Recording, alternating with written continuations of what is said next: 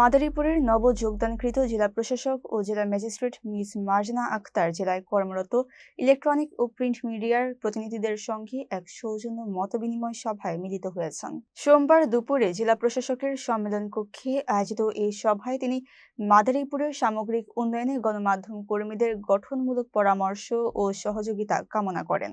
নবাগত জেলা প্রশাসক স্পষ্ট জানান, জনগণের দোরগোড়ায় সেবা পৌঁছে দিতে এবং স্বচ্ছ ও জবাবদিহিমূলক প্রশাসন গড়ে তুলতে সাংবাদিকদের বস্তুনিষ্ঠ তথ্য সংগ্রহ করা অপরিহার্য।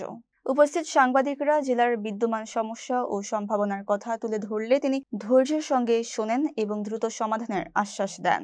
মিস মর্জিনা আক্তার বলেন, প্রশাসন ও সাংবাদিকরা হাতে হাতে রেখে কাজ করলে মাদারীপুরকে আধুনিক ও আদর্শ জেলায় রূপান্তর করা সম্ভব হবে। সভায় জেলার বিভিন্ন পর্যায়ের গণমাধ্যম কর্মী ও জেলা প্রশাসনের ঊর্ধ্বতন কর্মকর্তাগণ উপস্থিত ছিলেন।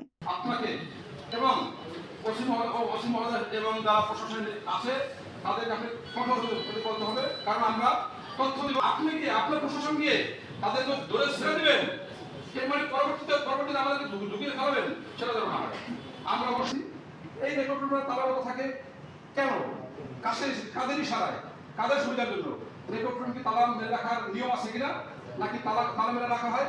কিছু কতটা রক্তের বিনিময়ে, কতটা কঠোর পরিশ্রমের বিনিময়ে, এবং আপনি যদি নিজেও জানেন হাজার হাজার শরীরের রক্তের বিনিময়ে এইগুলো কিন্তু সফল হয়েছে। সেইগুলো সময় কিছু মামলা হয়েছে, এবং ইদানিং কিছুদিন আগে গাছ কাটা সহ সন্ত্রাস বিরোধী মামলা হয়েছে। সেই সন্ত্রাস বিরোধী মামলা হওয়া সত্ত্বেও সেই আসামিরা খুব করে ঘুরে বেড়াচ্ছে এবং তারা এমন করে মারামারি কাটাকাটি হারাহারি করছে। এই সন্ত্রাস বিরোধী আইনের যে মামলাগুলো হয়েছে গাছ কাটা থেকে শুরু করে সেই আসামিদের কেন ধরা হয় না, কারণ কি? নাকি অন্য কোনো মুসলিম মহলের চাপ রয়েছে? আমরা সাংবাদিকরা আপনাদেরকে ব্যাপী মতো করে দিতে চাই। আমাদের দুজন এমপি রয়েছেন, তাদের 2 এবং 3 আসনে 2জন এমপি তারা চাচ্ছেন সন্ত্রাস দমন এবং তারা মাদকের ব্যাপারে দৃঢ় টলারেন্স, এবং আমরা যারা জনপ্রতিনিধি এবং সাংবাদিক আছি, যদি আমরা সোচ্চার হই তাহলে এই মাদককে দমন করা যাচ্ছে না। মাদকের ব্যাপারে এবং কিশোরের ব্যাপারে আপনি আপনার জড় পদক্ষেপ জেলা আমরা বলি। আসসালামু আলাইকুম।